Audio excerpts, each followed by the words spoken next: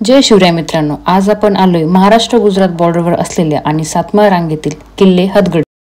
किल्ल्यावरती जायला साधारणतः 1 किलोमीटर अंतराचा डांबरी रस्ता आहे.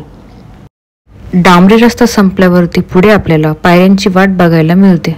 पुढे गेल्यावरती उजव्या हाताला आपल्याला पाण्याची टाकी बघायला मिळते. किल्ल्याच्या पहिल्या प्रवेशद्वारावरती शरभ शिल्प म्हणजेच काल्पनिक प्राण्याचे चित्र तसेच संस्कृत प्राकृत भाषेतील शिलालेख बघायला मिळतात. लोखंडी गेट पार केल्यानंतर आपल्याला कातळात कोरलेली पाण्याची टाकी दिसून येतात.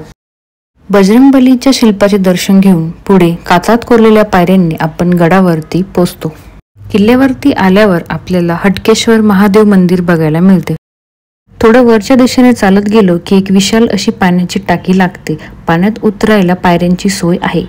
या पाण्याची पातळी मोजण्यासाठी आपल्याला एक मोठा खांब बघायला मिळतो. दुसऱ्या पाण्याच्या टाकीलगतच आजही भक्कम उभी असलेली ही इमारत म्हणजेच गडावरील दारू कोठार बघायला मिळते. पुढे आल्यावरती आपल्याला मुदपाक खाण्याची इमारत बघायला मिळते. या मुदपाक खाण्याच्या इमारतीसमोरच एका इमारतीचे अवशेष दिसतात. ही इमारत म्हणजे किल्लेदाराचा वाडा आहे. किल्लेदाराच्या वाड्यापुढे एक बुरुज सारखे वास्तू दिसते, जे किल्ल्याचे धान्य कोठार होते. अशा प्रकारे आजचा प्रवास इथे संपला. धन्यवाद.